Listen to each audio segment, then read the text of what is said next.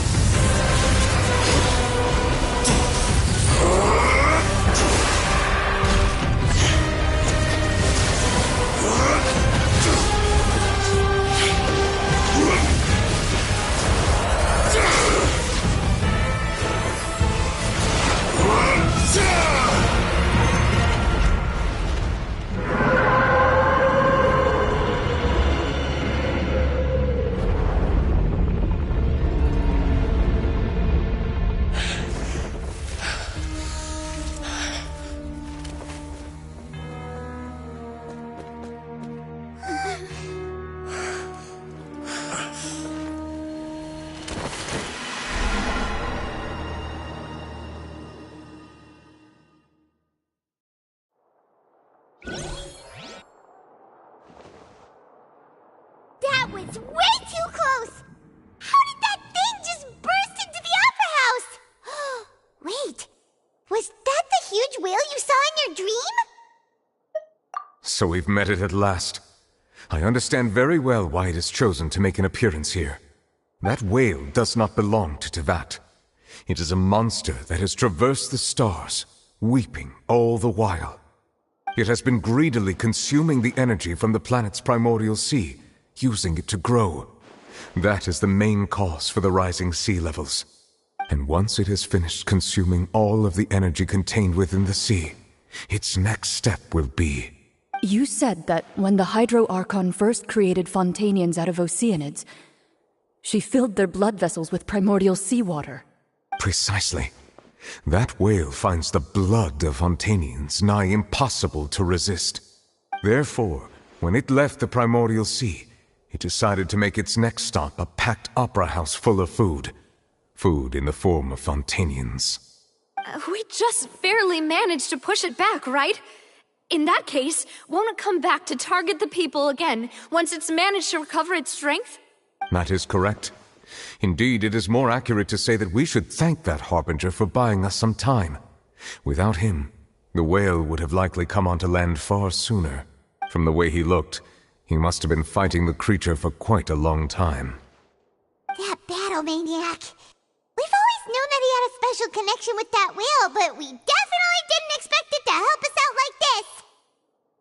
Anyway, now that we know that this whale is the actual cause of the disaster recorded in the prophecy, all we need to do to stop the prophecy would be to find a way to beat it up, right? It is too late. It had already absorbed too much of the primordial sea's energy before we could notice it. At this point, it has become practically integrated with the sea itself. Even if the entirety of Teyvat were to be destroyed, it could still survive and swim off towards some other world. That's not something I will accept. We've already done everything we can, and we even found the true culprit. We've come so far. You can't just tell me that the last hurdle is some impossible foe. That's just not fair. Indeed, that's not how a grand performance should end. I'll fight it to the end, no matter what. So the prophecy will be fulfilled no matter what, huh?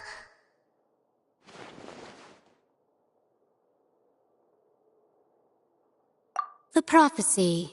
Yes, what has been prophesied will be fulfilled. You may view such things as the history of the future.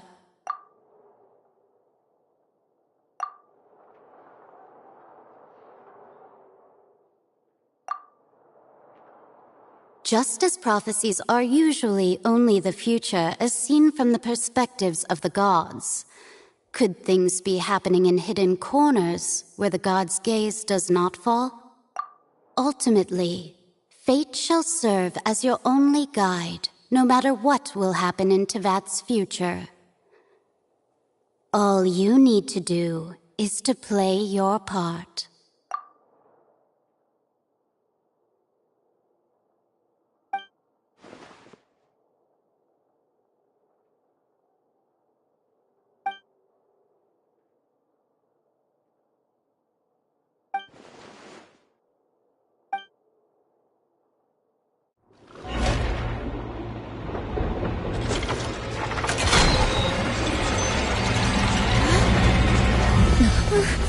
What's happening with the oratories?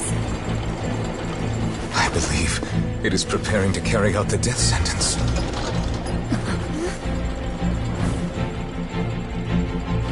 Farina!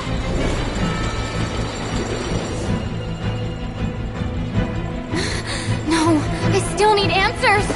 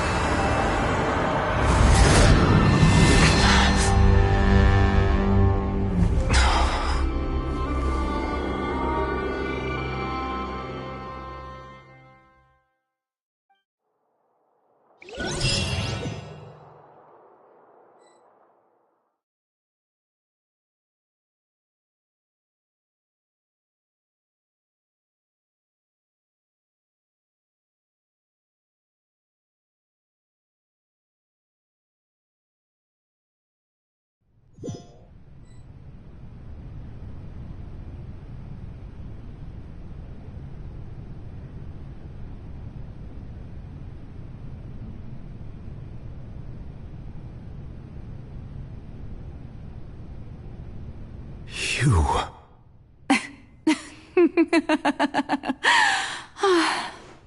Sorry.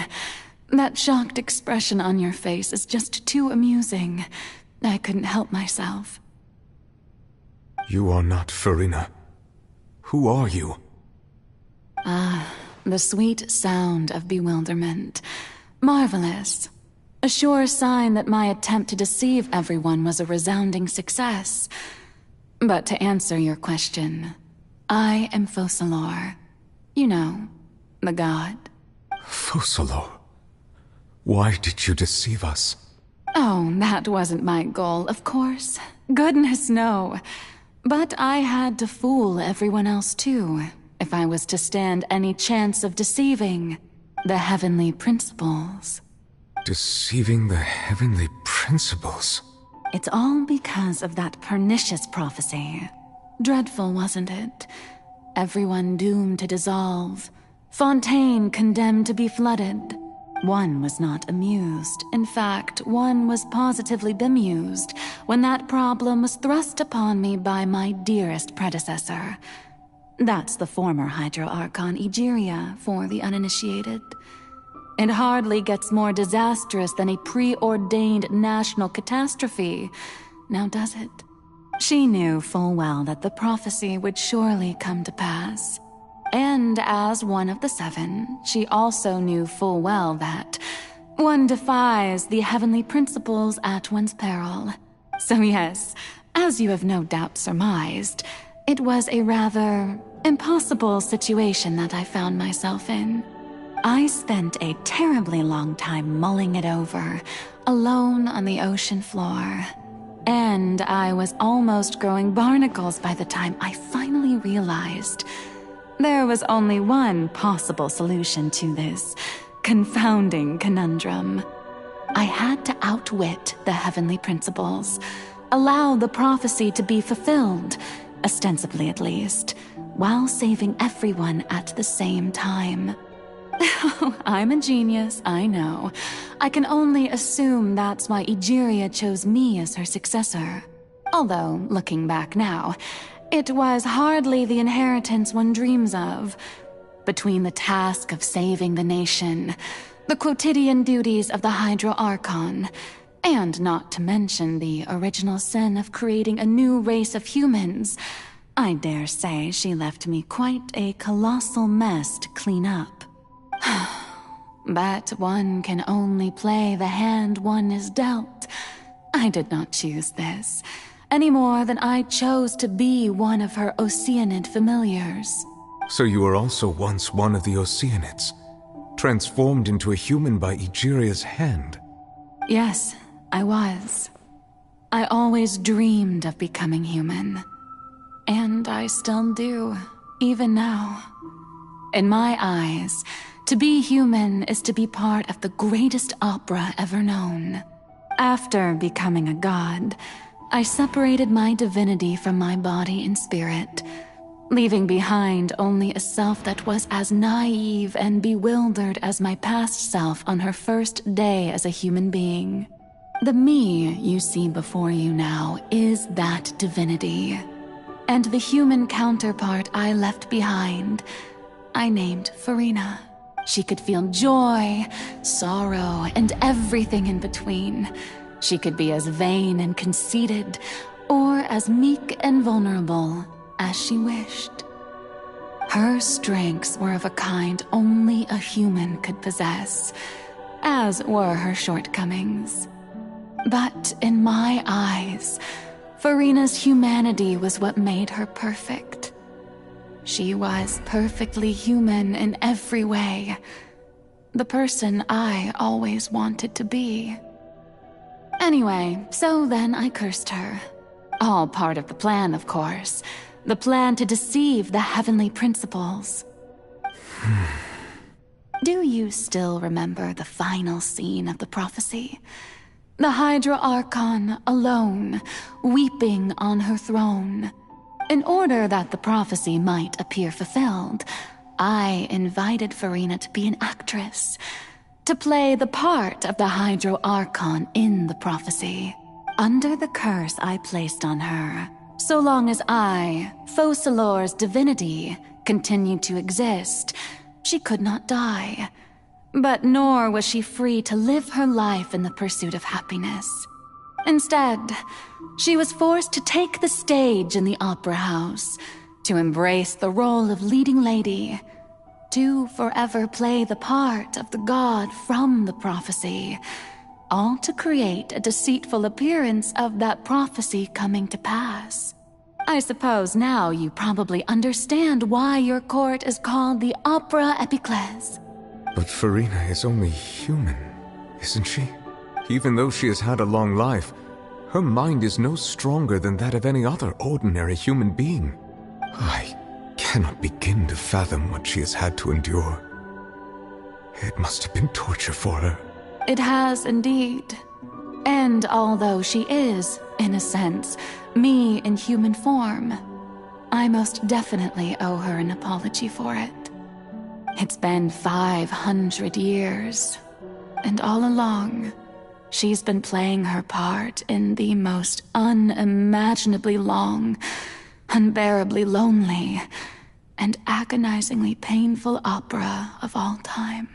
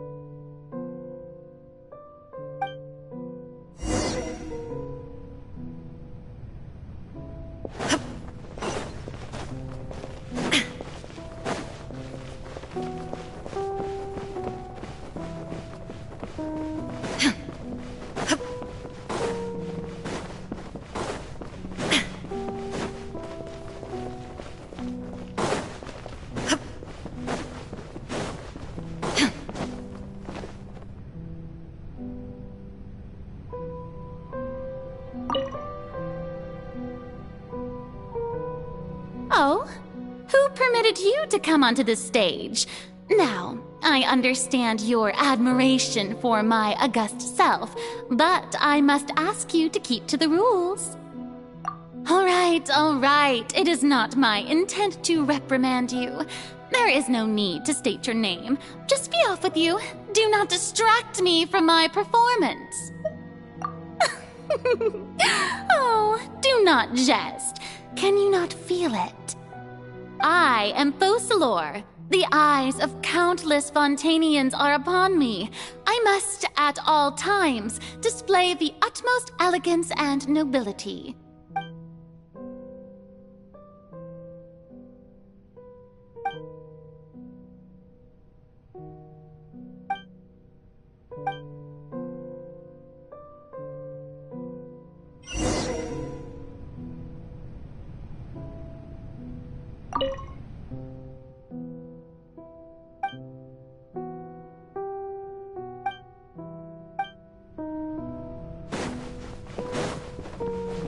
Dear audience, the performance is experiencing a technical difficulty, but worry not. The guards shall resolve it soon.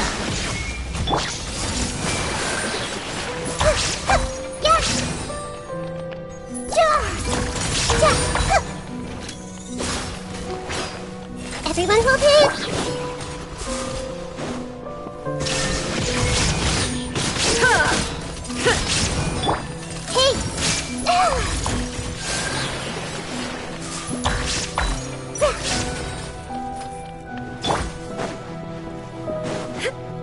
Hey, what gives? The audience is still watching me, you know. Guards? Wait, where are the guards? Guards!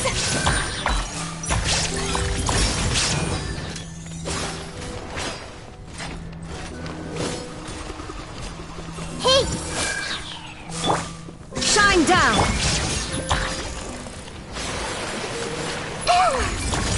Everyone hold hands!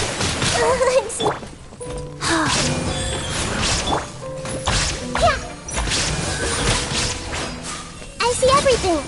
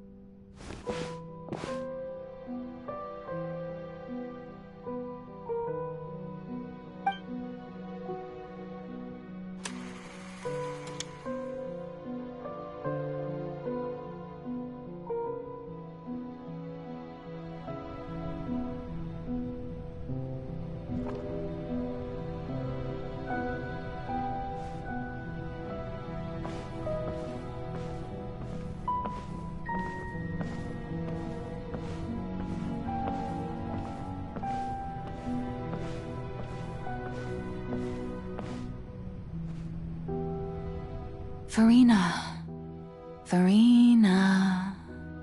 Huh? Who's that? Who's calling me? Where are you? Be not nervous. Be not afraid. I am before you. Wait a moment.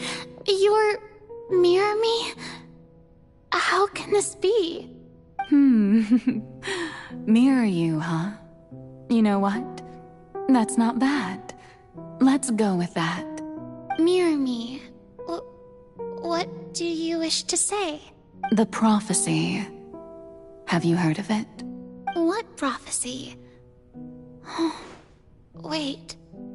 I know. I think. I don't know why, but it's in my head somehow. The people will all be dissolved into the waters, and only the Hydro Archon will remain, weeping on her throne. Only then will the sins of the people of Fontaine be washed away. Oh, very good. You know it well. What's going on? I can't seem to remember anything clearly. The only thing I know for sure is this prophecy. Will it really come to pass?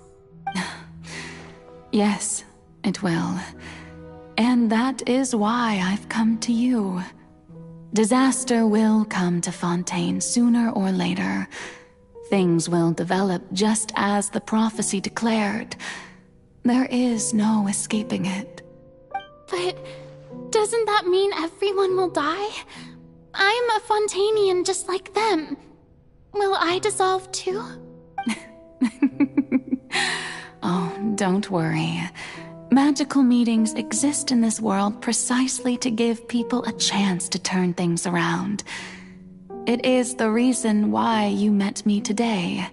I will tell you how to save everyone, but you may have to suffer somewhat. Oh, so there's still hope after all. Goodness, you frightened me. You spoke so much and with so much certainty. As for the suffering, well, I will admit that the first thing that came to mind was, why do I have to be the one to suffer? But if the prophecy will come true, I'll also die anyway, right?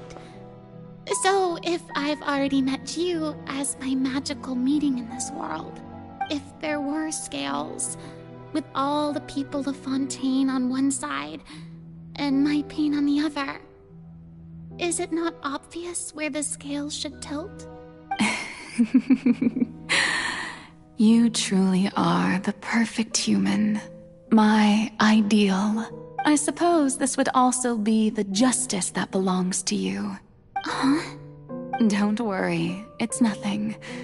Listen well. Fontaine has just lost its Hydro Archon. I need you to play a role.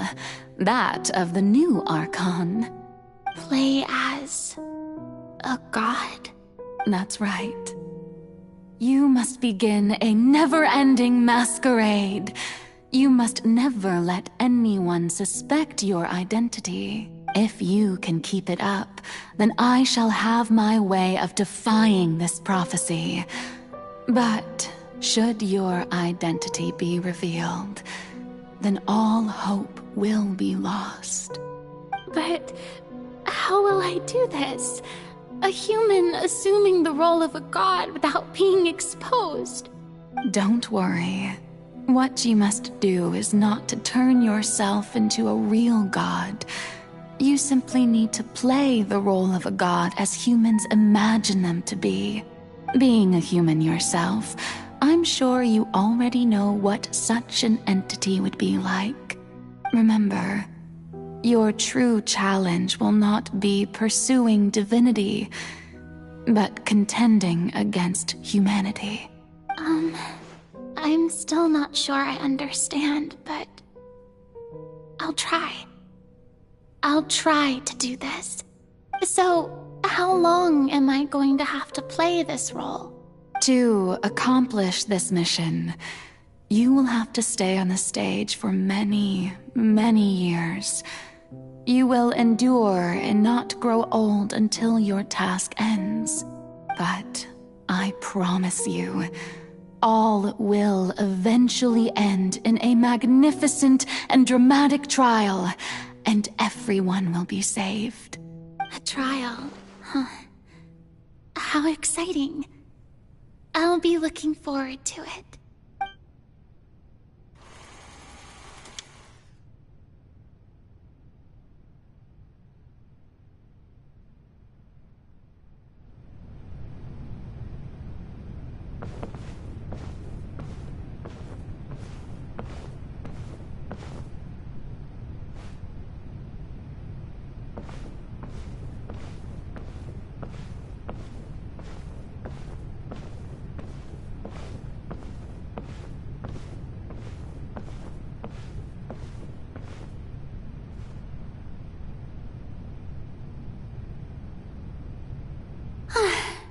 The Maison Cardinalise has announced my accession, but this is my first time facing the people.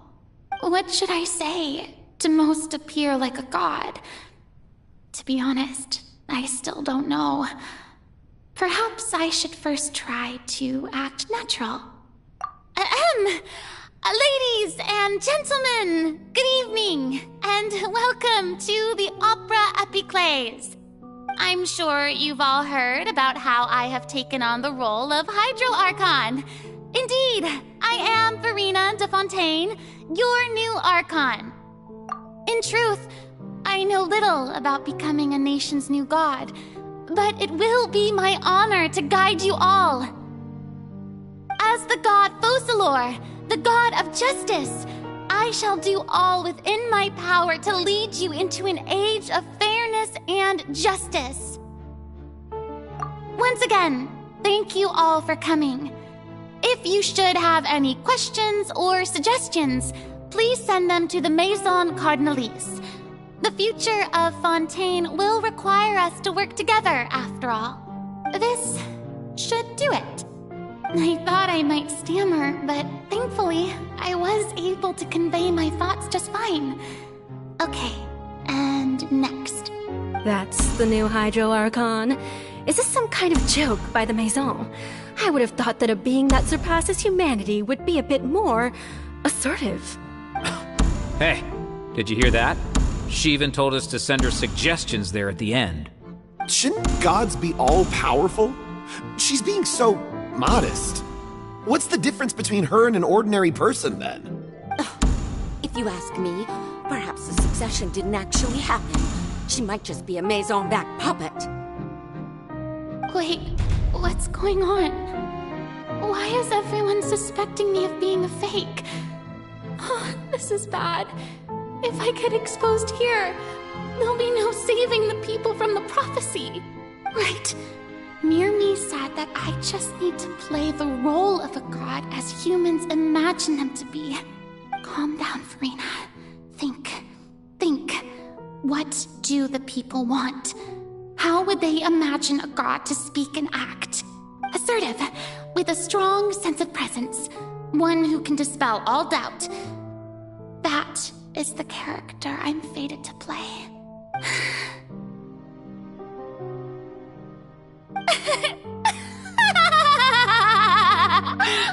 Oh, very good, my people. Only ones such as you are deserving of my rule. Now, I was wondering if some weak puppet were to one day come onto the stage and claim ownership of this opera house, would the children of Fontaine follow them? Well, it seems that you would all see right through them. Having passed my test, you are qualified to witness wondrous trials alongside my august self, here in this opera house. You may consider my previous act a door gift of sorts. I thought it was a debut that suited the atmosphere. Now then, let us be reintroduced. Ah, so that was just a performance. How could I have forgotten that we were inside an opera house? Her personality. It's quite shocking, to be honest, but I suppose it's a better look than before. Such a fascinating and bold deity. How wonderful. Our future may yet be bright after all. It seems I've turned them around. Best follow this flow and restart my accession speech. My dear people, whether you acknowledge me or not, whether you trust me or nay, I say to you, keep faith in your ardor for justice. We have heard it said that this nation's sins can no longer be washed away. Well, I say that justice is most fragrant when it blooms amid sin. No, this won't work. They'll suspect me again. I must play the role that they want me to play. The scales of justice should not weigh heavy in the hands of its god. On one side, it must carry fairness and justice. And on the other, praise and applause. May law be the prayer on our lips. May judgment be our worship. Let us light the fires and drink to the future of Fontaine. There is no trouble in this world that justice cannot solve. All that is needed is for you, my people, to believe in it, heart and soul. So long as I, the Archon Focalor, stand within the Opera Epiclese, so long as I stand before the Oratrice, I shall even judge the gods of this world!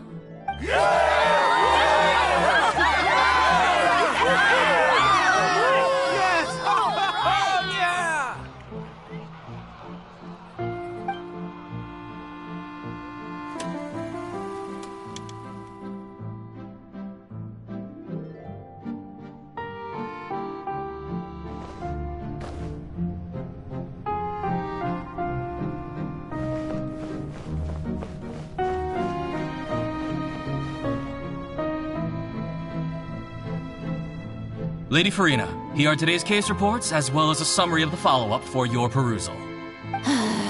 Come now, was I not just at the Opera House in person? Leave these kinds of things to Neuvillette. Besides, none of these trials were the one that I'm looking forward to the most. If I may be so impertinent, what kind of trial are you truly looking forward to? A magnificent, dramatic, and wondrous trial. A trial to end all things. How could you hope to understand? That's true. I fear I lack the ability to grasp your divine thought, Lady Archon. No need for fright, and do not take what I said before too seriously. Go now, do your duties. The trial I await. It will come one day.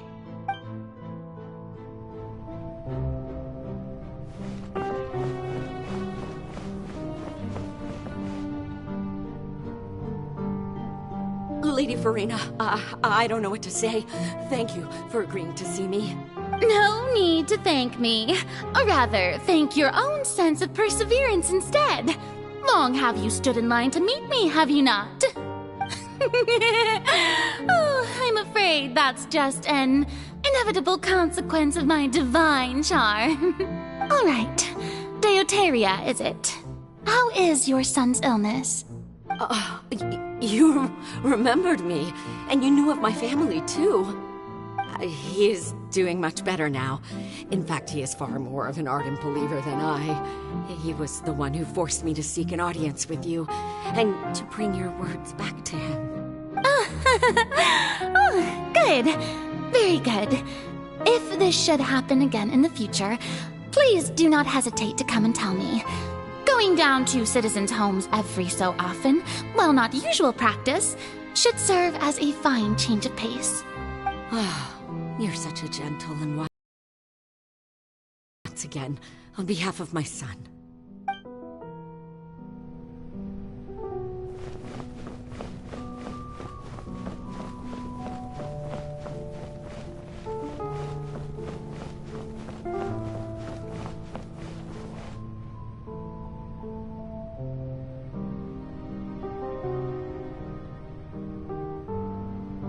Lady Farina, here are the latest hydrological reports. As for the specific parameters you asked to take note of, I'm afraid things still don't look good. I see. It's as I thought, then.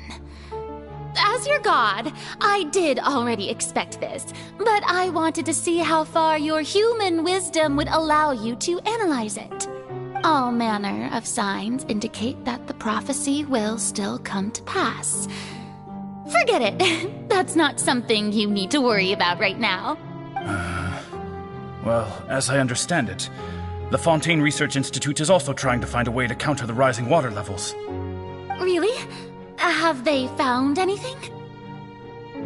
I'm afraid that they haven't found any effective solution thus far. Oh, is that so? Well, no wonder. This issue has reached the realm of the gods, after all. Still, their spirit is praiseworthy.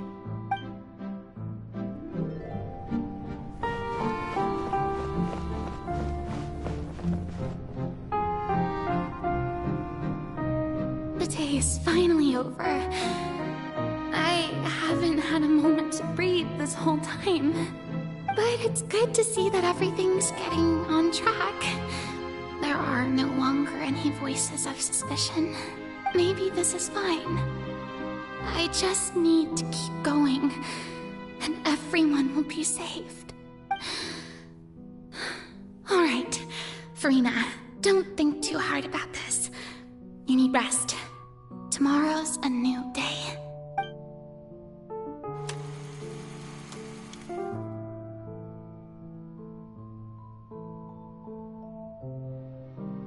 Lady Farina, here are the new trial reports for the latest cases, as well as a summary of the follow-up.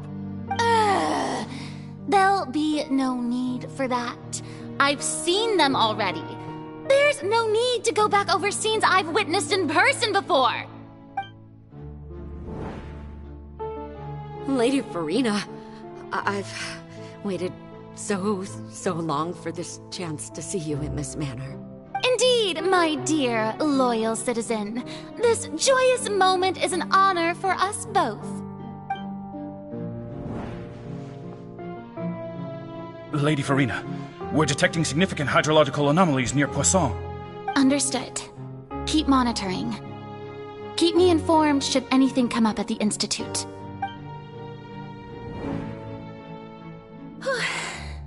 I don't think I let anything slip today. I must show the people that there is nothing to worry about. I just don't know when these days will end. I feel utterly exhausted. Best to rest early today, too.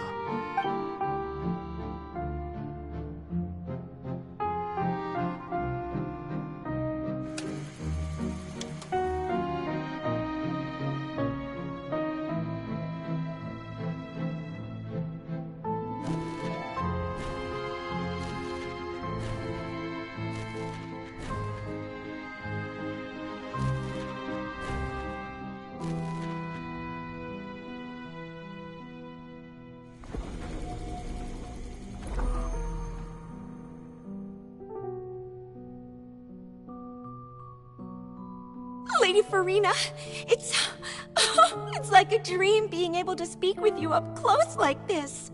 I've heard that the first member of our family who was honored to receive an audience with you was Madame Dioteria, almost 20 generations ago. And what a fine family yours is indeed. It brings me great joy to meet such a faithful believer, a descendant of a line most ardent.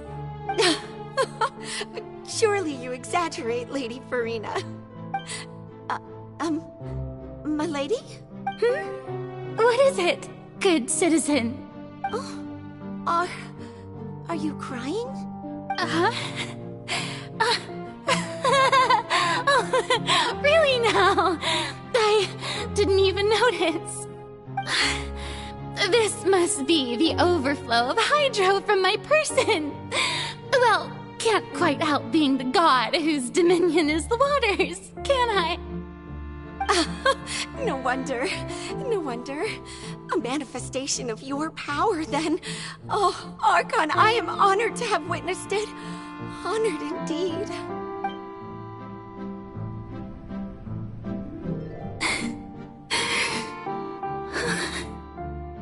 So interminable. So lonely. Just how much longer? Hundreds of years must have passed by now. Perhaps the show must go on for hundreds more. I never imagined that it would hurt so much. Have I reached my limit? No.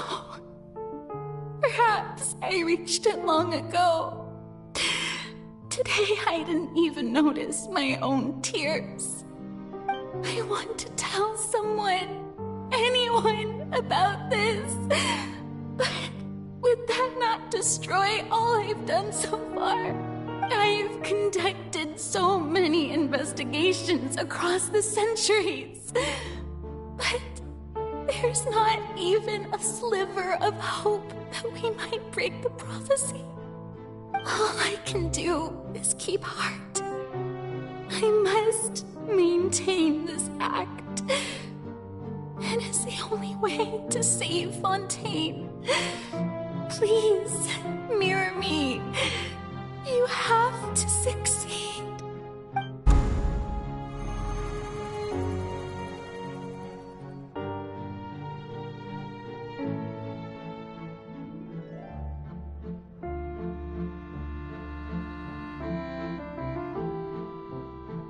Farina, you don't have to shoulder this burden alone. Although I don't know what you might be keeping from everyone, your people are more than willing to share your burden with you.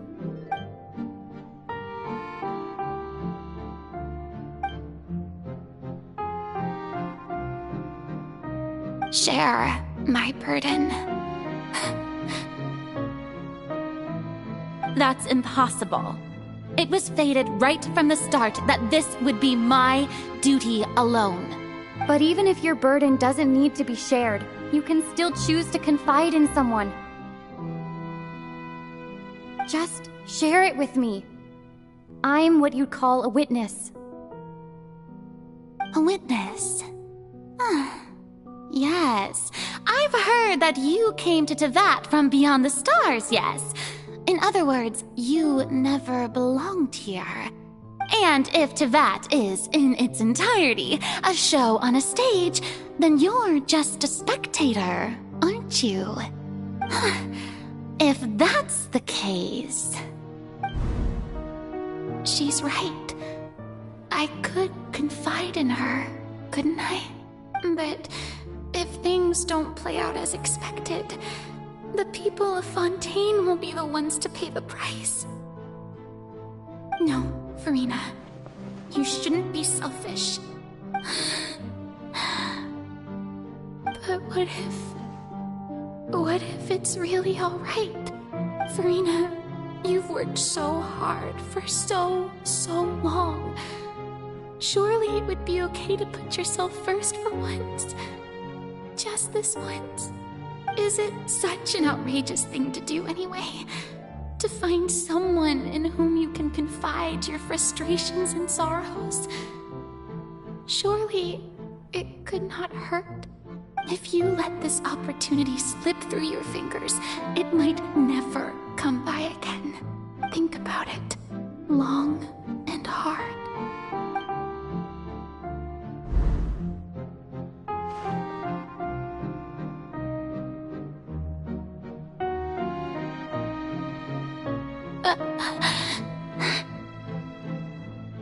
No, I have nothing to say. I am Farina, the Archon of Fontaine. Everything will surely get better.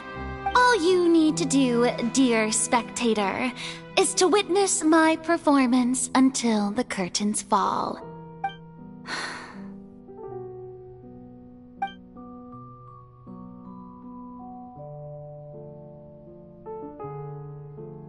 Fine.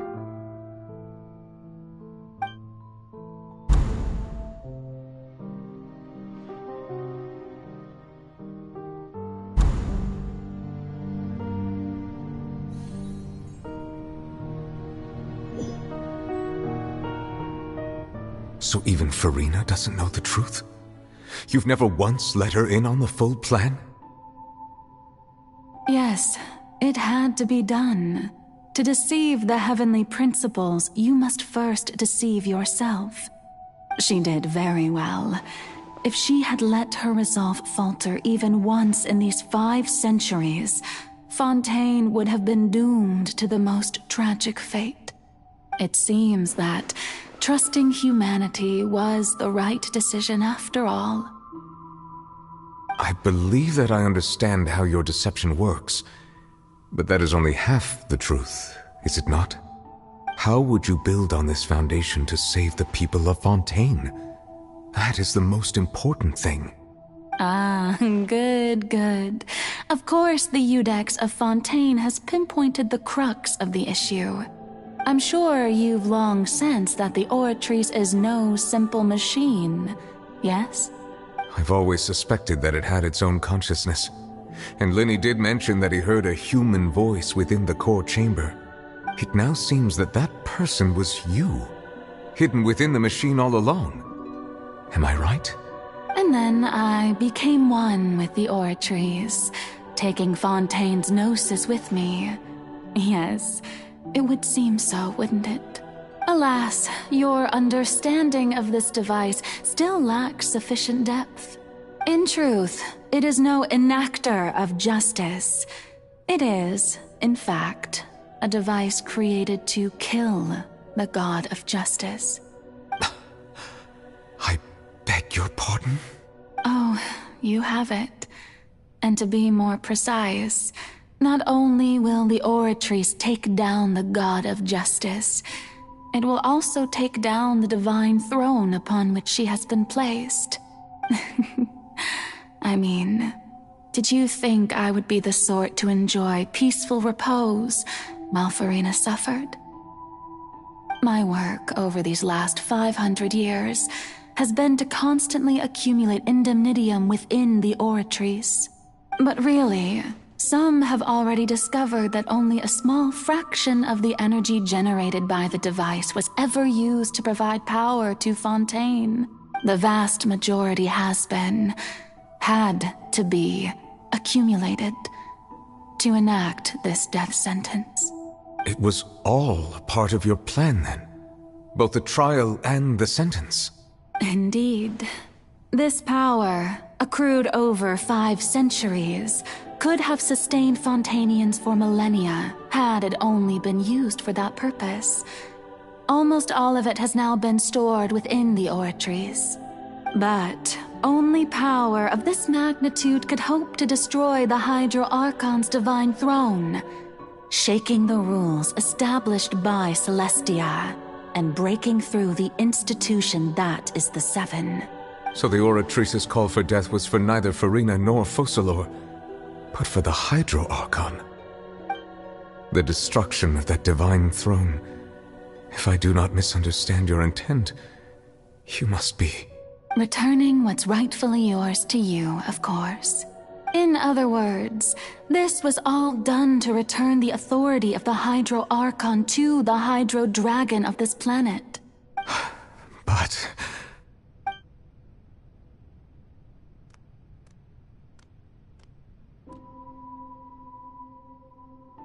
Oh, what? Getting sad again, are we? The authority of the ancient dragons shall soon be yours once more, O Hydro Dragon Sovereign. And this is the face you make. All you've done throughout the years is just so you can sacrifice yourself at the very end. I've never quite seen it that way, you know. Even now, I'm quite pleased at how well my deception worked.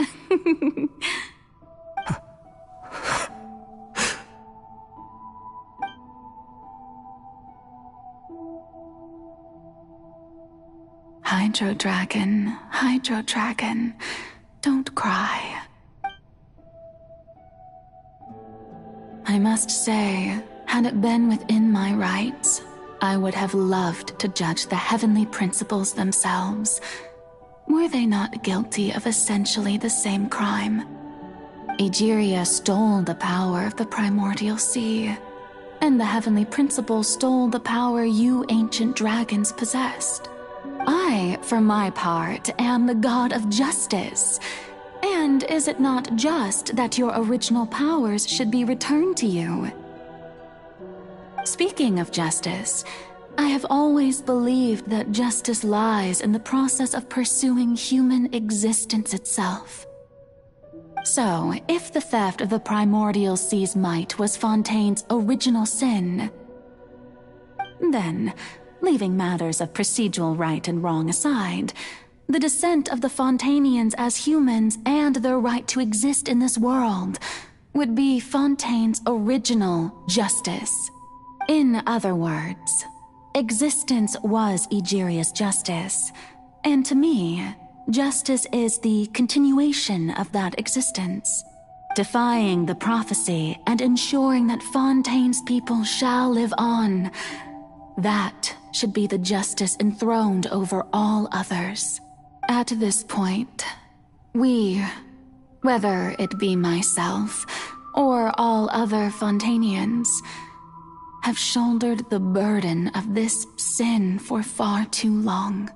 Iudex Neuvillette, the highest judge in our land, when you regain your full power as an elemental sovereign, what verdict shall you pass upon us?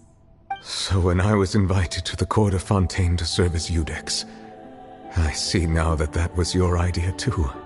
At last, I now understand the true purpose behind this position. In the beginning, I was uninterested in human existence. But these 5 centuries of living alongside them have gradually brought about mutual understanding between us. And I have even attempted to feel as they feel. You are a devious one, Focalors. Things being as they are, surely you know that I could never declare them to be guilty.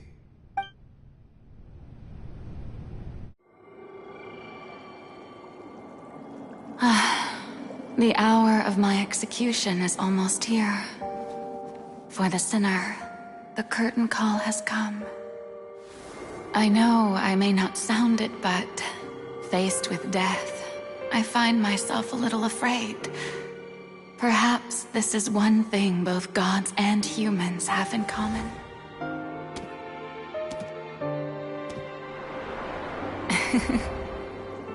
Farewell, Neuvillette.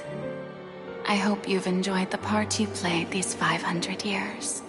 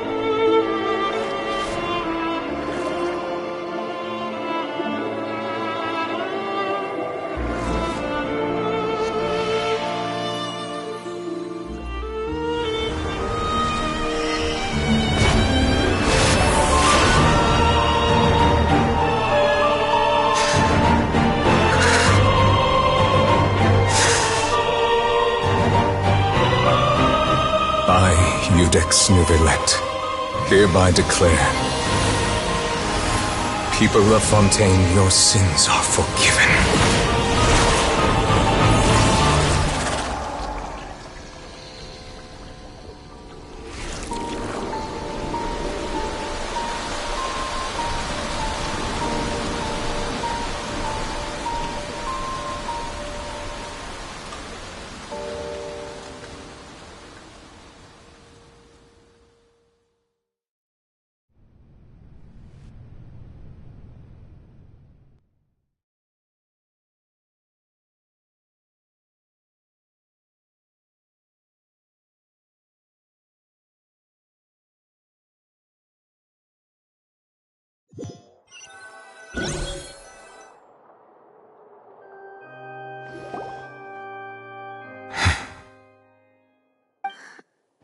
What just happened?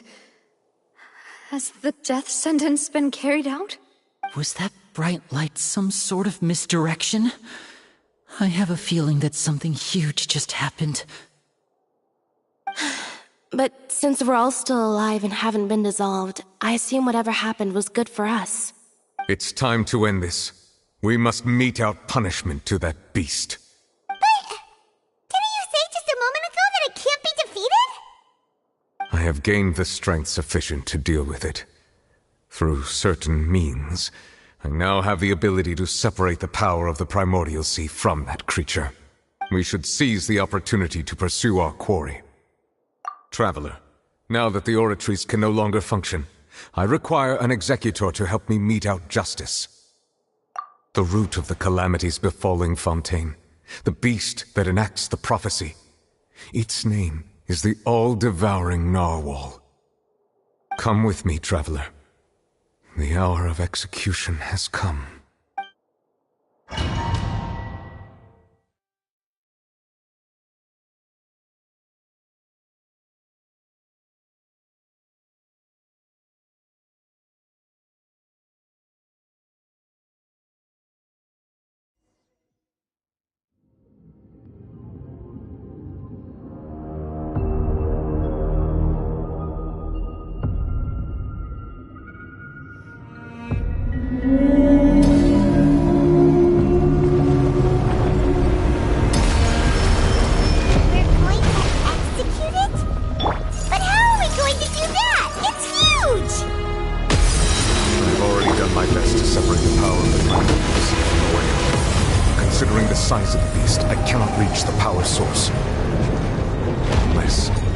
Find a way to attack it from within. I shall share a part of the ancient dragon's power. We shall look for an opening together.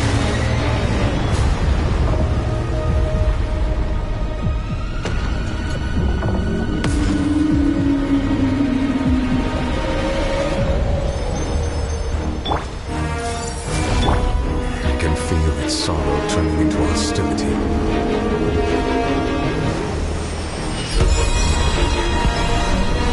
Illusion shut! Everyone hold it!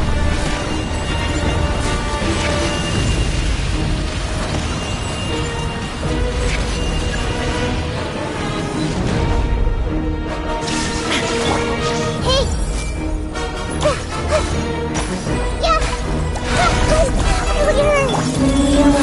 All-devouring narwhal cannot resist its instinct to devour. Continue to trigger its hostility. Chance will present itself. Shine down!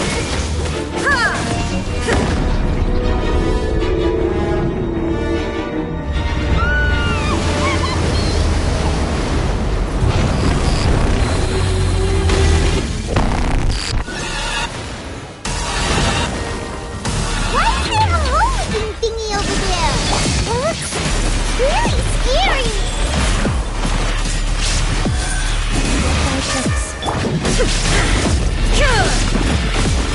Shine down!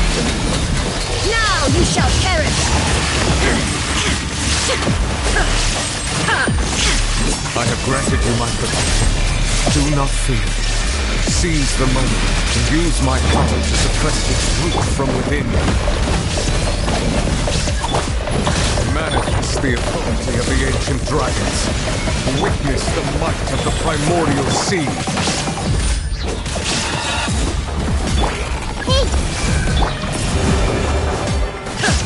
Illusion shattered! Inazuma shines eternal!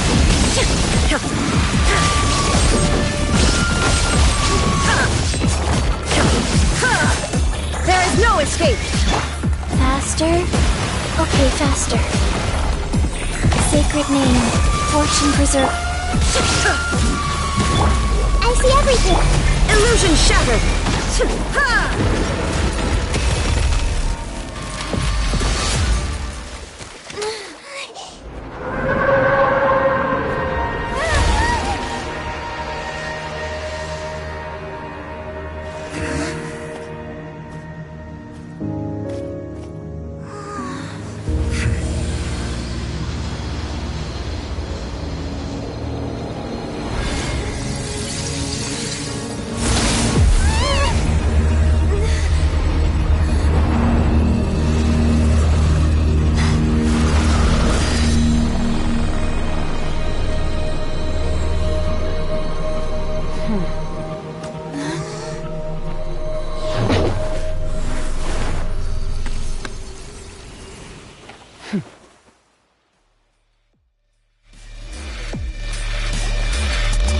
Thanks for helping with the cleanup. It should have been my job, but... oh well. It was just supposed to be a short private training session for me. I didn't think that my disciple and my master's pet would start brawling in the meantime. Well, actually, I had a feeling that it would happen at some point, but they bumped into one another earlier than I thought. What a blunder. I suppose I'll have to swing my sword 3 million times as penance. That power. Who are you exactly? Paimon has an idea. From what she said earlier, she must be Child's master. Skirk, right? It's just that he gave us the impression that she was the less talkative person. I simply did not have anything to say to the weak. But you, on the other hand, managed to defeat the all-devouring narwhal without using power from beyond this world. So you may speak to me as equals. I have to agree. It's a strange use of a planet's primordial waters just to raise an all-devouring narwhal. That kind of power is wasted on it.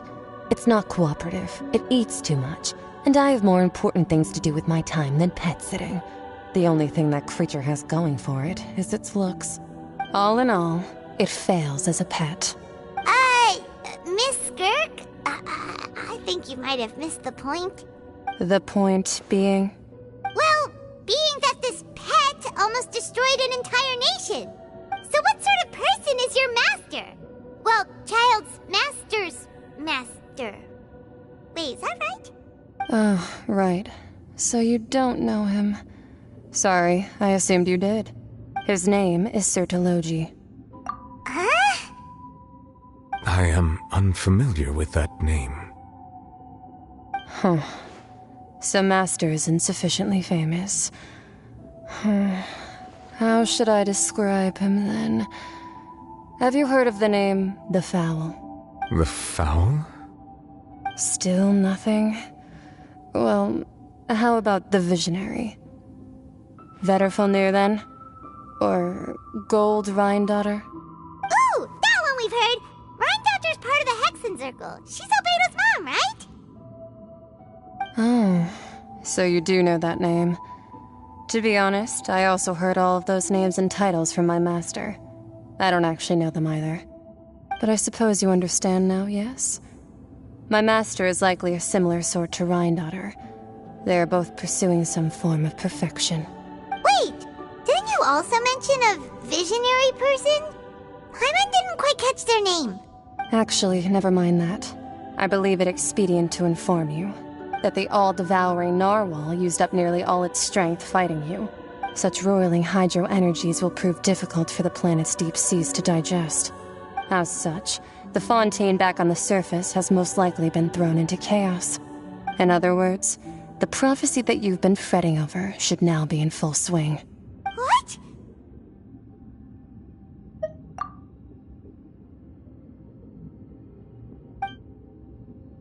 Not to worry.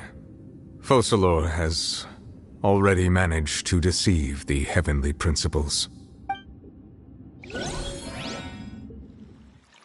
In the end, the people will all be dissolved into the waters, and only Farina will remain, weeping on her throne.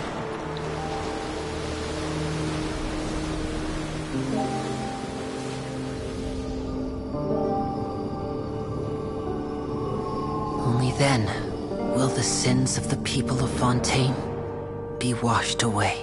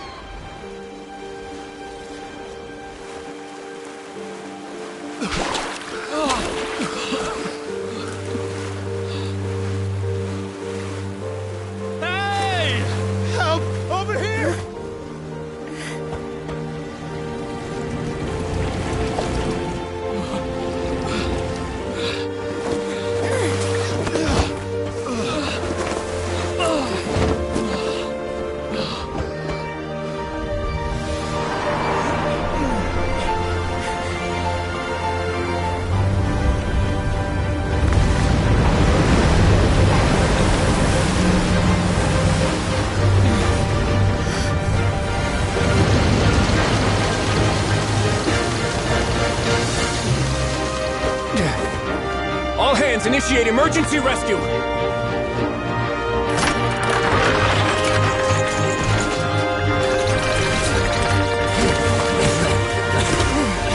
Hurry!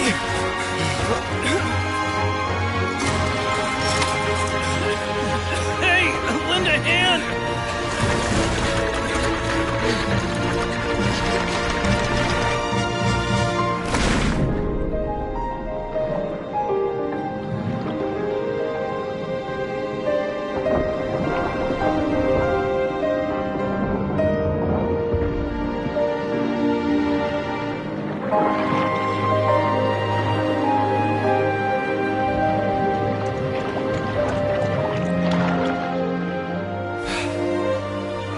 Look! The water's receding!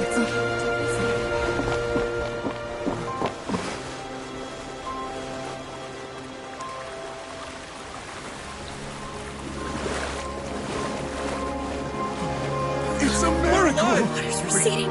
We didn't dissolve. The prophecy was wrong. The prophecy was wrong. The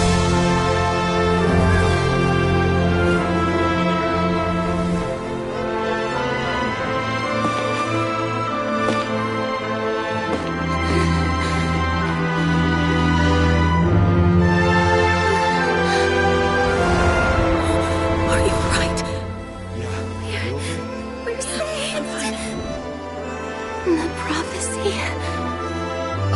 wrong.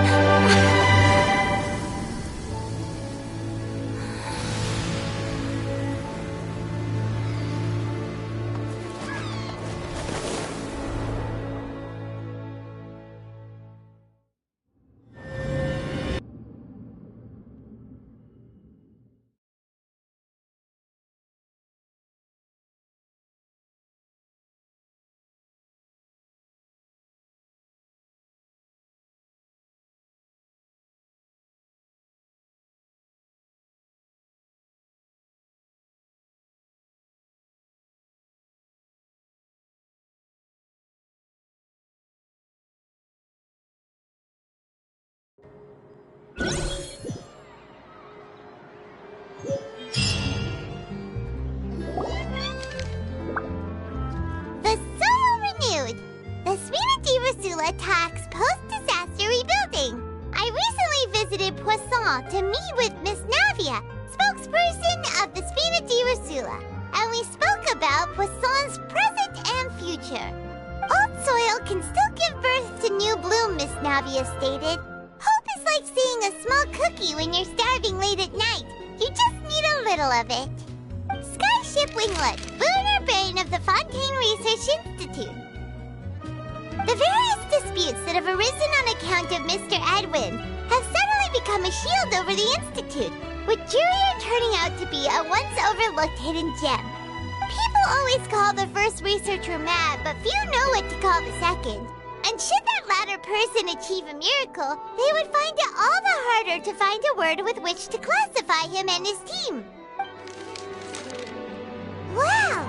Paimon barely recognizes the people in the reports. Are those really Jurier and Navia? They sound like real big shots. What do you think? Pretty enthralling, huh? The Steambird's idea was pretty simple. With the disaster just having passed, we would print a free edition packed to the margins with good news to calm people down. The value for these big scoops lies in their inevitable follow-ups. We'll publish further reports and go into the stories behind those people. Edwin's assistant, Jurier, created a true flying ship, while Navia is leading people in the reconstruction of their home. I'm sure that these stories could draw even your well-traveled eye. Paimon's curious too! Wait a minute. Didn't we watch everything happen from start to finish? What's there to be curious about? And that's exactly why I'd like you to come conduct interviews with me. You're the best incubators of news, if you haven't noticed. And also, with you around, I'm sure I'll get to see that Duke. Are you sure? Hasn't he turned you down several times already? Oh, this time will be different. Come on, let's head to Poisson first, and then make a trip to the fortress. There are some things you'll only know when you get there.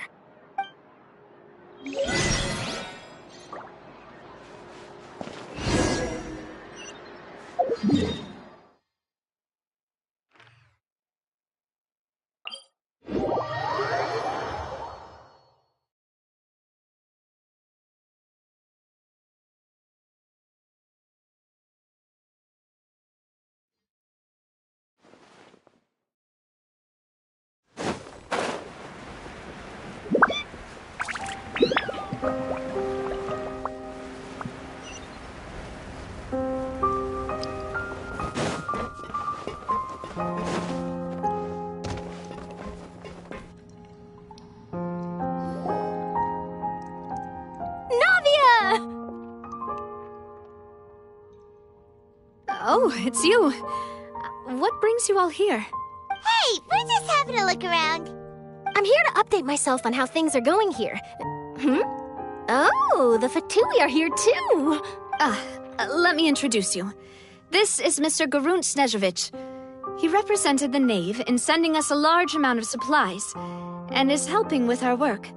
Our residents are hard at work as well. Thanks to everyone, work is progressing nicely. We've lost a lot of people, but we're moving forward. That will have to be enough. Hello, Miss Charlotte. I'm a big fan of yours. I especially like that article you wrote last year about Fontaine's stray cats.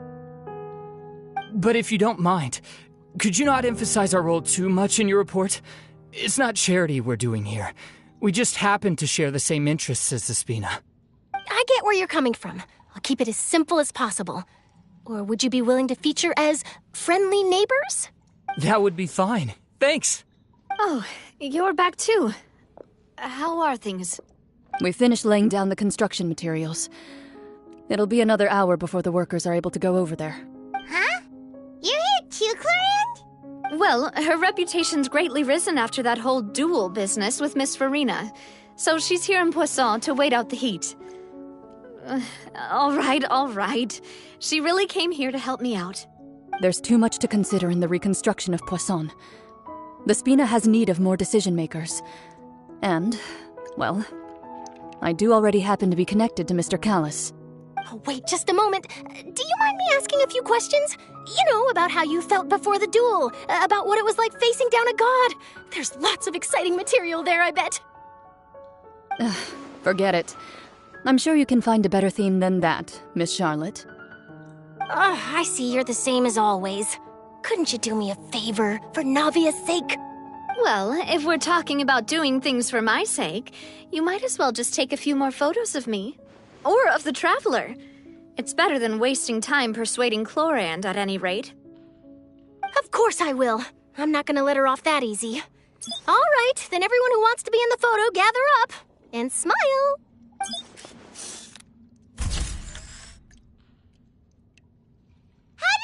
Was it a good shot? Did Paimon look cute in it? Not bad. Your addition really helped the composition of the picture. All right, hang on a moment. Let me snap a few more shots. All right, that should do it. I'll be back here later anyway, so let's call it a day. You're very quick. Speed is of the essence when it comes to the news, and freshness is the key. Also, not to brag, but I'm pretty good at building connections. Who knows? I might eventually get that interview with you after all, Miss Clorinde. Wow, you really do have that never say die spirit. I'm impressed. I'll hazard a guess that this is how you got that interview at the Fortress of Meripede. Whoa, you're well informed. Let me make a guess too.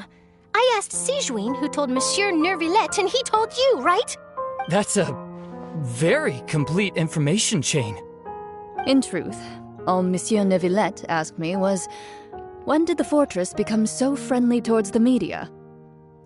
I told him that it was best not to speak too soon. There's no guarantee that Ridsley will make a personal appearance. You're right. I've got to treasure every moment I have with them. In which case, I'll be making a move first. Stay safe now. And tell me if you hear anything interesting. I'll treat you to afternoon tea in exchange.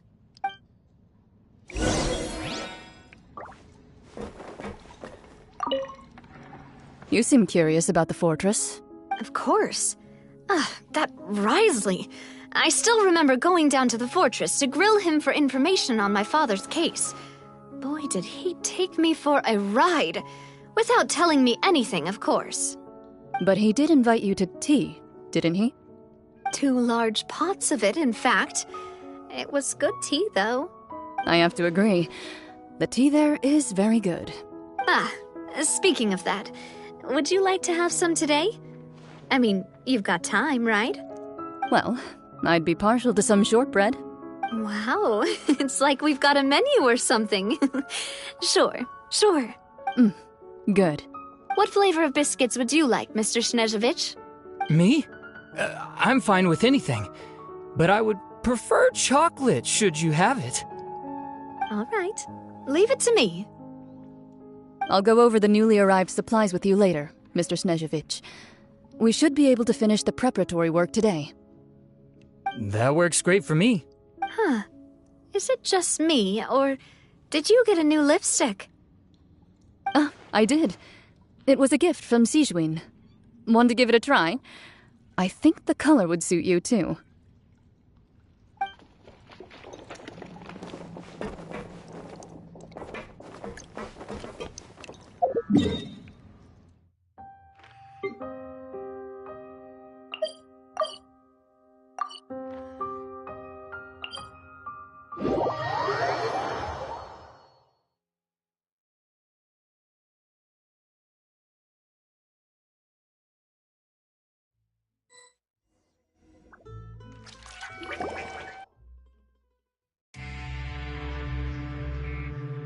Wow, guess we're here again, huh? There's a real nostalgic feeling to this place. Looks like you've been missing us. Duke! Did you come all the way to the entrance to greet us? Of course. I'm here to welcome you and our dear Miss Charlotte, whom our good head nurse recommended to me. It's an honor to finally meet the much-rumored Duke. Thank you for consenting to my visit to the fortress, sir. No need to thank me. But that said, I shouldn't be the focus of your interview. I trust you recall our agreement? Of course, of course. All right then, this way.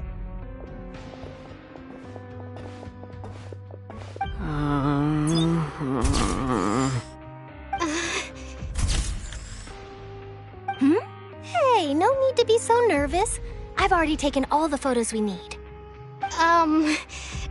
Miss Charlotte, do these pictures really need to be published on the cover of the Steambird? It would seem that Miss Lorvine doesn't want her face to appear beside that of Mr. Jurier, Sir, please don't say things like that. But it looks like dear Mr. Jurier denies it. Might this interview be very important to you, then? No, I just... This is my first time being interviewed, and I'm very thankful to the Steambird for... Now, I might not look it, but I actually did meet Mr. Edwin once. And I'll be honest, I enjoyed chatting with you more. You've definitely got more of that genius vibe going on. The boat that brought about a miracle, the ark that saved the people. Why, you recreated a myth back there, like an emissary of legend. Still, if I might ask, where's that flying ship now? Huh! Looks like Charlotte's trying to get herself another exclusive scoop. I have to apologize, but that ship is presently in the bowels of our factory. I'm afraid it won't be easy for you to get a shot of it. Really? Well, then in that case, could I have an interview with you to make up for that loss? You already know my answer, I'm afraid. Best you interview our head nurse instead. Or perhaps you'd like to take another photo of this couple of researchers? Did you really have to use the word couple? Well, then, 2 solo photos will do. Is my hair messed up? Please, someone help me have a look.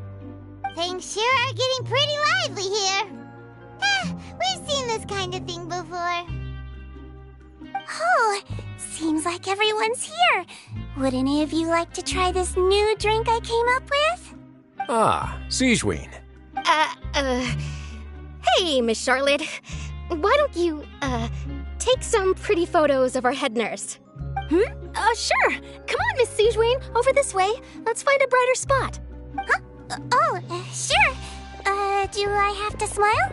So, how have things been at the fortress? Same old, as you can see. Fontaine's undergone some changes, but this place is still more or less the same. Other than that flying ship, it got a tad too much attention, I think. That's why I decided to let the interview go through. We should direct more public opinions toward the behind-the-scenes heroes. Am I right, Mr. Jurier? Miss Lorvine? You're too kind, sir. I believe that you too should have your day in the sun. Not that you would want that, which is a pity. I'll just leave the spotlight to you two. I see. Lots of things happened that day, huh? Anyway, regarding that Harbinger, I'm not sure you remember, but his 3 young followers are still waiting for his return. He sure did win them over, huh? I'll tell them that there's good news and bad news. The good being that their boss seems fine, and the bad being that they must face extended sentences for abetting his escape. Oh, actually, what about you? Are things gonna change for you too? What change can there be? The fortress will keep chugging along, and so will my duties. As to what Miss Farina's departure will mean for the nation, and if our laws and governance will be transformed, we'll leave those to the folks in the overworld. Hey everyone, the photo shoot's done. Good. In that case, let's call it a day here. Thanks for your cooperation. Come on, Traveler, let's go. Till next time, everyone. There'll be a next time? Maybe. Who knows? I might write a story about the underwater factory next time. Until then. All right, last stop, the docks. Oh, you know, I'd love to see you in one of Charlotte's photo shoots one day. Is that really necessary? Our line of work doesn't really require much photographing. It's precisely because we don't need the picture that they'll have value as keepsakes. You don't really look all that opposed to the idea, you know. Maybe I'm just happy that I managed to once again avoid the spotlight. I think this interview went well either way.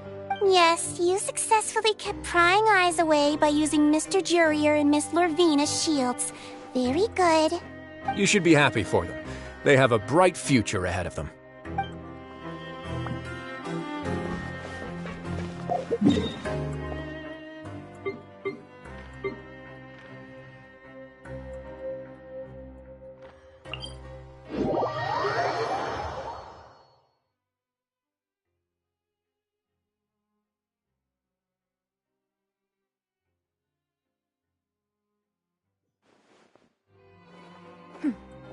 Clear skies can do nothing to hide the brilliance of lightning.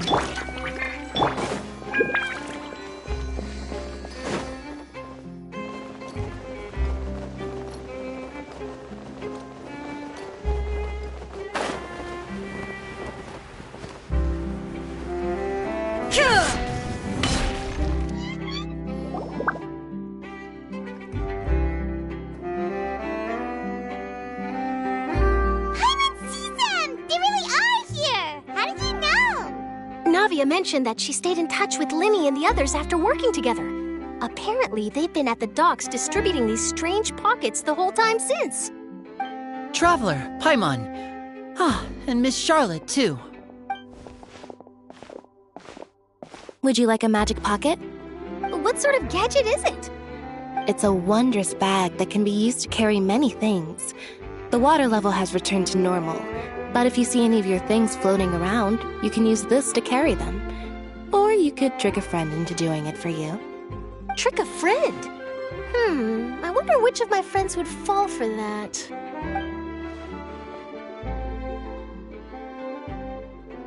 You could just make a friend like Fremine here. Isn't that right, Fremine?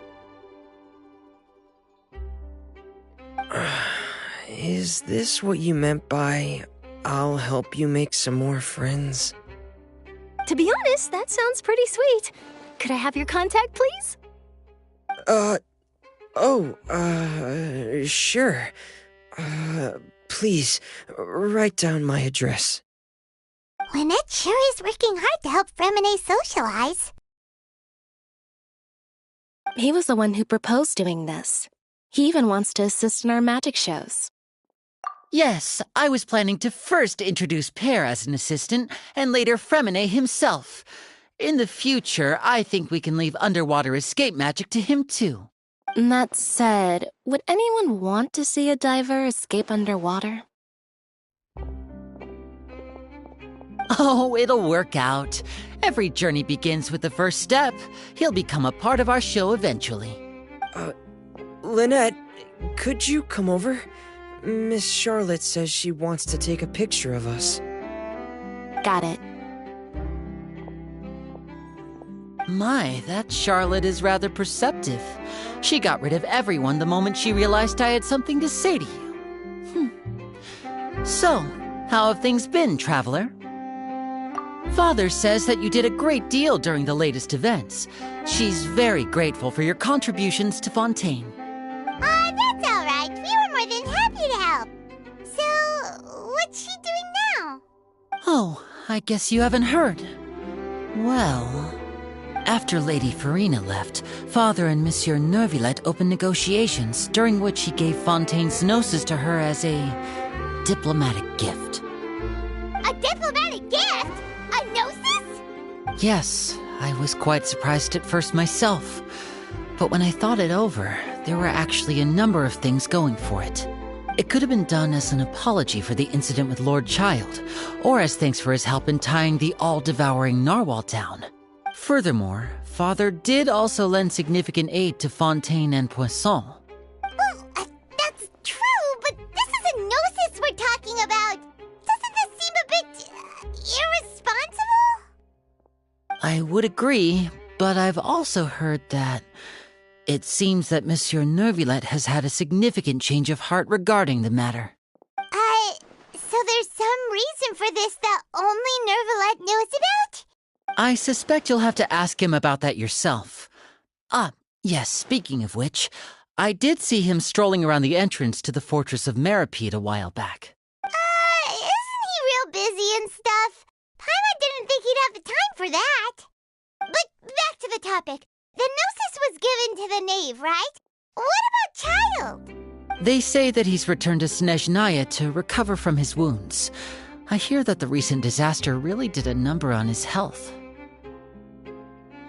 That's true. When you think about it, we've had loads of run-ins with the Fatui. To think we'd be allied with them this time. So shocked by such a simple switching of sides?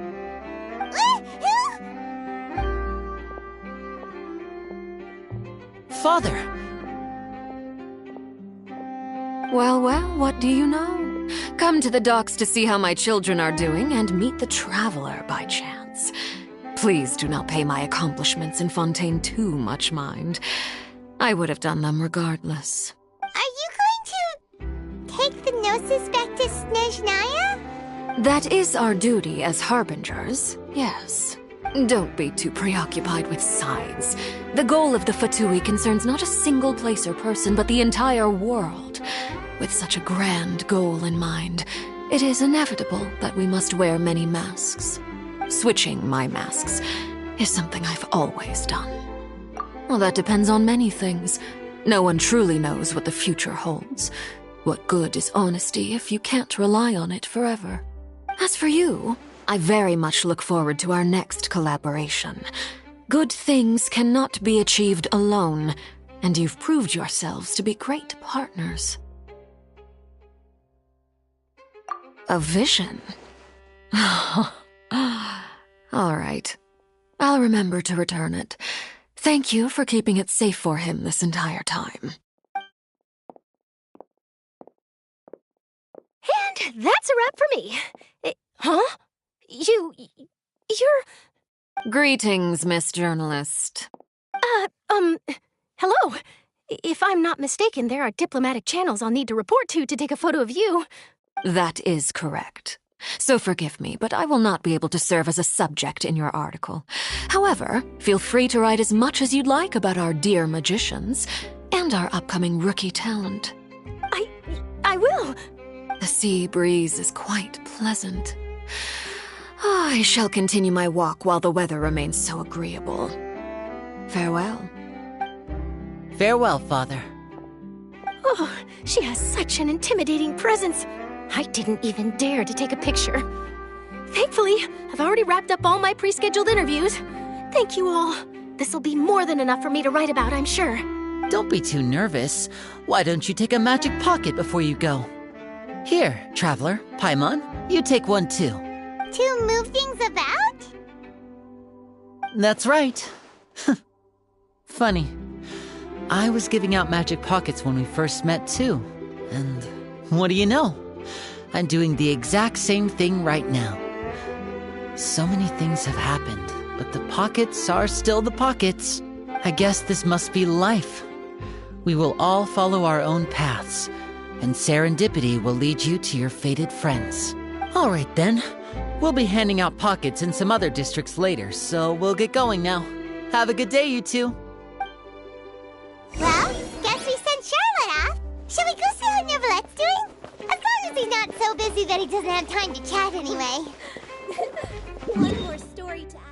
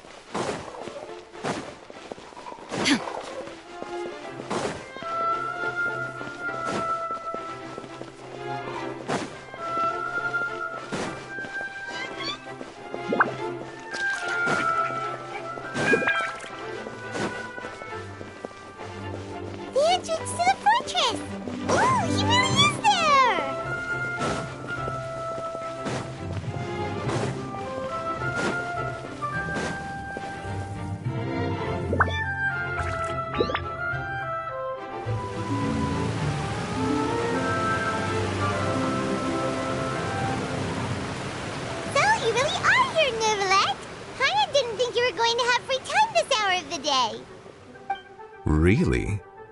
Oh, I suppose you must have met Mr. Linney. He took the time to greet me earlier when he passed this way. In any case, you came at a good time. I was just considering reaching out to you to set up a meeting, so I may explain some things that I haven't had the time to before. Aw, Paimon's glad that you remembered. Thank you for keeping us on your mind, what with you being busy and all. Alright, let's have it then. How was Fontaine actually saved? The whole business is still quite the mystery to us. It is strange how words can often leave a bitter taste in the mouth when it finally comes time to say them out loud.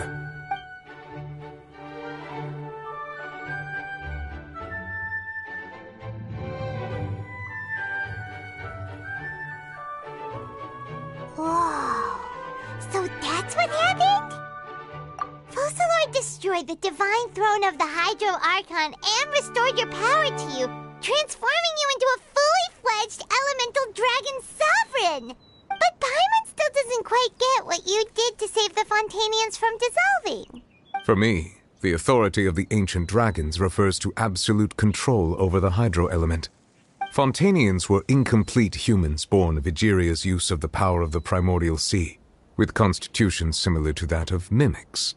But so long as those primordial energies remain within them, I could use the ancient dragon's authority to grant them true blood, after the fashion in which life was first brought into being on this planet. In other words, when I gave my verdict, Fontainians became true humans, and thus would naturally no longer be dissolved by water from the primordial sea. Focalor must have counted on you to make that decision as well. Your verdict was the key to making the prophecy appear to have come true while saving everyone. Yeah, and in a manner of speaking, Focalor finally managed to fulfill the original Hydro Archon's wish to turn Oceanids into real people too! It seems from your expressions that you still have more things you wish to ask. Ask away. I will tell you the truth as I know it. I have investigated his case along many avenues, and I have learned that he once fell into an unknown chasm when he was young. There, by chance, he awakened the all-devouring narwhal. But whether it be by sentiment or reason, that should not have been enough to consider him the root cause of the disaster. At most, he would have had tangential liability. As for the judgment passed by the oratrice during the trial, whether it was due to that liability by association or Focalor deliberately using him to buy time for us on the assumption that he would be able to hold the creature off, I cannot say. Guess Focalor had Fontainians in mind the whole time. In the end, it was thanks to her that they finally became real humans.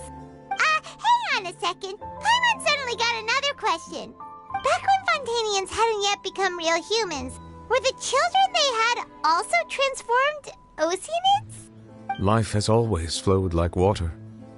Do you recall how Fontainians would often come to the Fountain of Lucine to pray for children?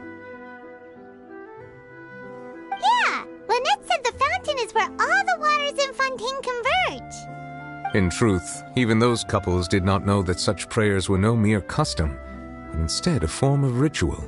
Those Oceanids who were blessed within the spring water would later descend as new humans in the coming months.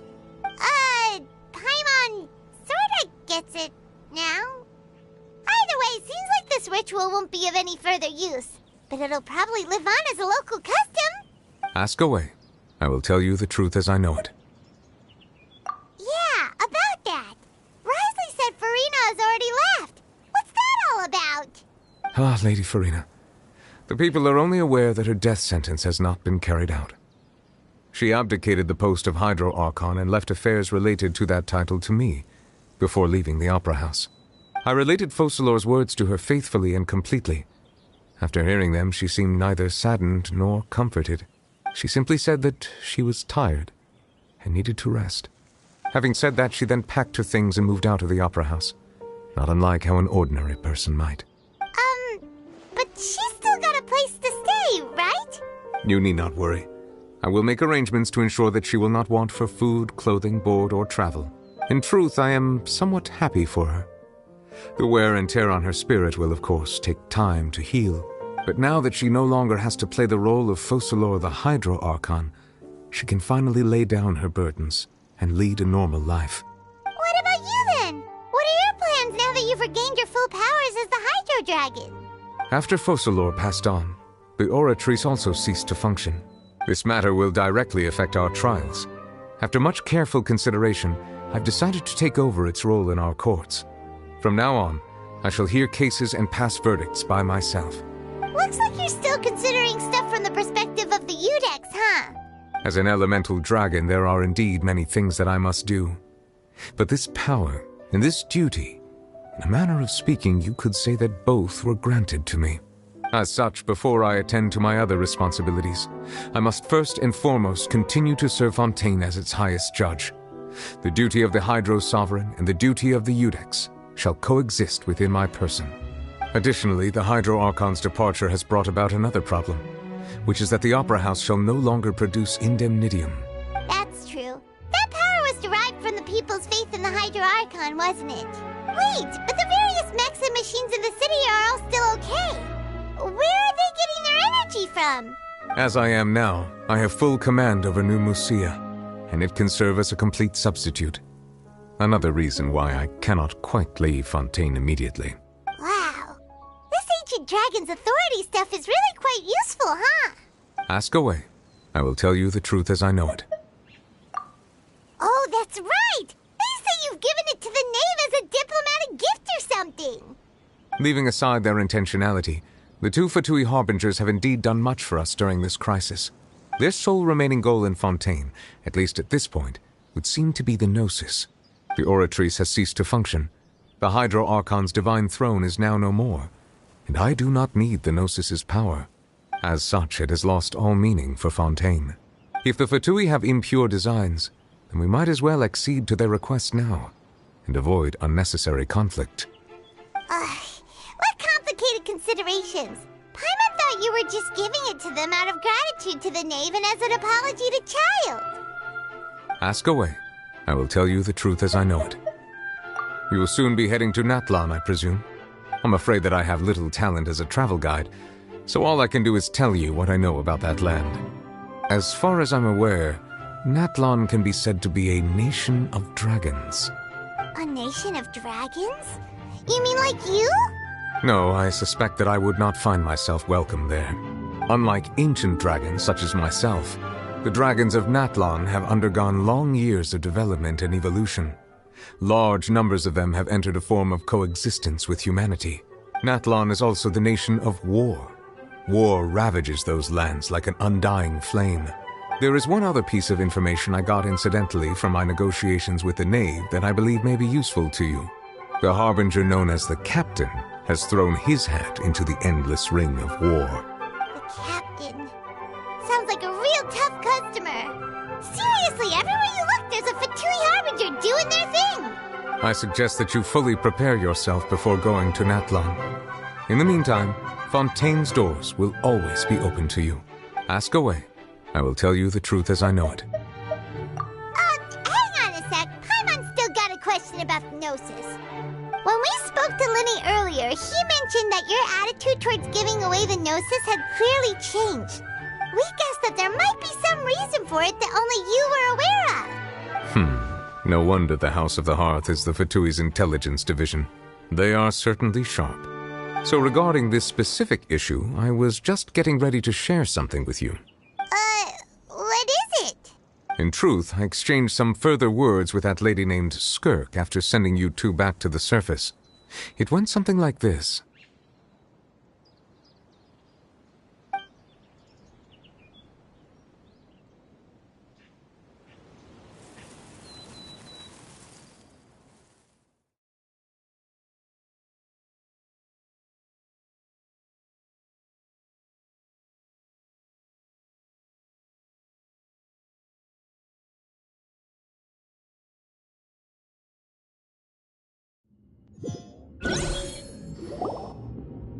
Well, we're going to head topside to see what's going on. You hurry over soon as well, all right, Nervalet?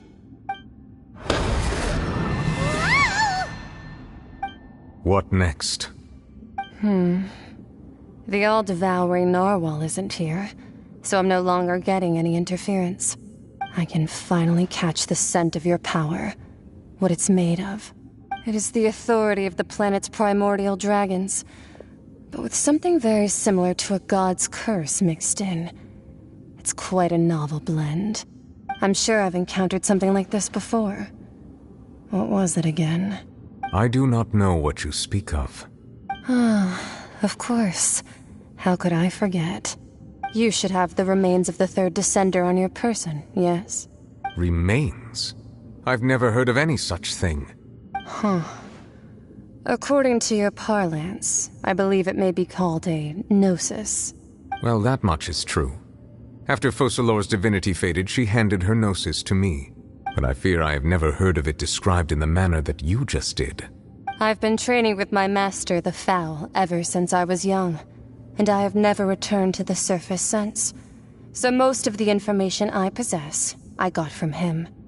It is only natural for those who are greater than humanity to possess a different sort of common sense, which is why there are so many problems in our attempts to communicate with humans. Regardless, you should probably get rid of objects of misfortune to prevent any disasters from befalling you. To live in itself is a blessing. But once a person dies, the bonds he once had with this world shall all turn to curses. What do you mean by that? No need to fret. These are just my personal thoughts. And my reason for no longer wishing to return to the surface. This third descender you refer to, who are they? And when did they die? Master never mentioned them to me.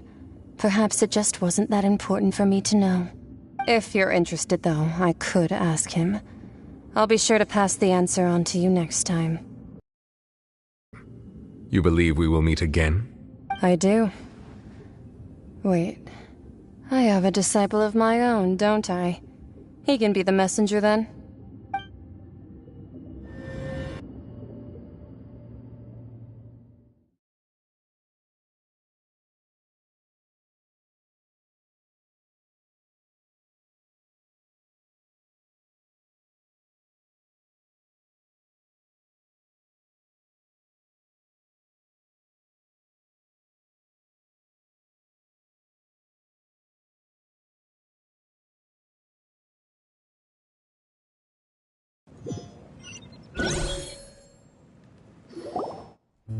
That's what she told me. Whether it would prove useful or not, I wanted to pass that information on to you. The remains of the third descender? So that's what the Gnosis actually are. Paimon just thought they looked like chess pieces. How could they be a person's remains? All the same, assuming that there was no misunderstanding or special metaphor at play, that is what she meant to say. And she said that it would bring misfortune and that you should check it, which is why you gave it to the Fatui. If she speaks the truth, then I would simply be putting Fontaine at unnecessary risk by keeping it here.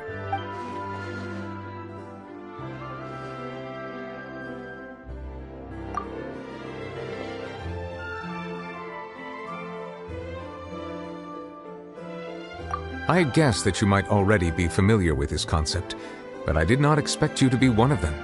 That means that the Gnosis, which are exceedingly element-compatible and can even enhance elemental abilities, do indeed come from the third descender.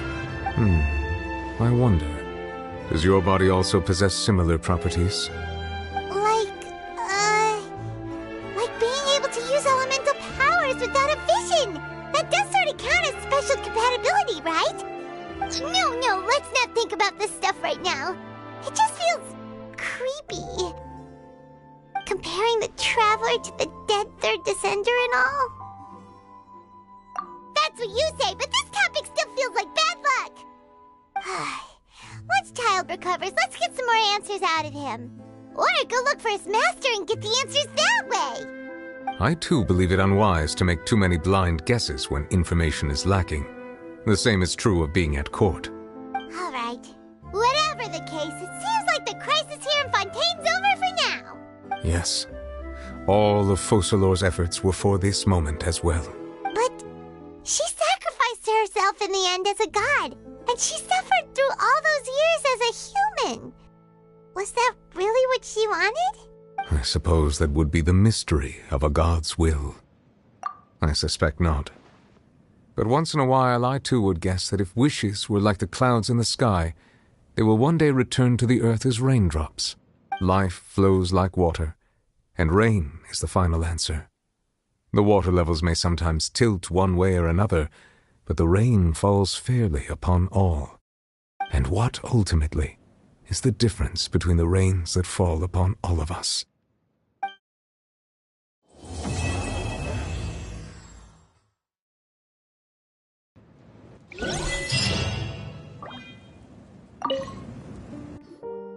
It seems from your expressions that you still have more things you wish to ask. Ask away. I will tell you the truth as I know it. I suggest that you fully prepare yourself before going to Natlan. In the meantime, Fontaine's doors will always be open to you.